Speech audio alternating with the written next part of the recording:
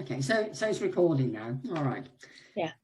So, Sue, can you tell me about the time you were diagnosed with Parkinson's and what your first thoughts were, really? Yeah, I can remember that far back. First of all, I had a wobbly little finger on my left hand, went to my GP, not the usual one, who said, it was about October, I think, come back after Christmas and we'll have a look. I then spent the next 12 months going from consultant to consultant. I saw quite a few. I was looking for one who would say, no, you haven't got Parkinson's.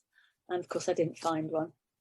And eventually ended up with somebody I had to believe. I'd run out of consultants.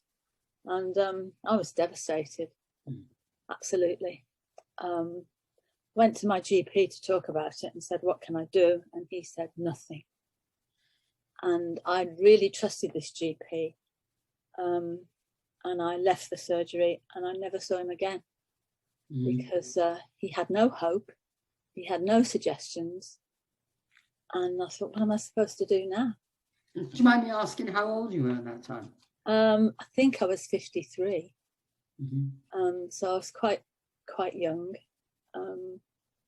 And well, my mother-in-law had Parkinson's and she, I knew what had happened with her. So I did try hard not to think about it. Yeah. And how does it affect you now in your daily life? Well, my day is like a roller coaster. The medication helps with the tremor. I've got what I would describe as quite a bad tremor. And when that's kicking in, I can't do anything. I wobble a great deal. Walking's difficult. And I can't pick things up, can't put them down, can't feed myself. And so my husband is my carer and he helps a lot. I get funny looks from my grandsons, but they're getting used to, you know, what I look like and what I can do, and they're helpful. I don't sleep very well. Yeah. So a huge impact on everyday life, really. Oh, absolutely, yes. Obviously, we know each other through conductive education. Not many people know that conductive education can help people with Parkinson's. How did you find out about it? My lovely sister-in-law works for a big lawyers company in Birmingham, and she met one of her bosses in a lift one day, and he used to come to conductive education. He got Parkinson's, and she'd already told him about me, and he was asking how I was, and he mentioned conductive education, and I was there like a shot. And I've been coming ever since.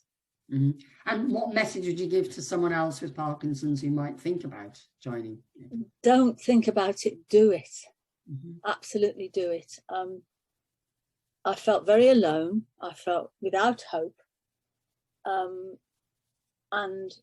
as soon as I got to conductive education, I had hope and I no longer felt alone.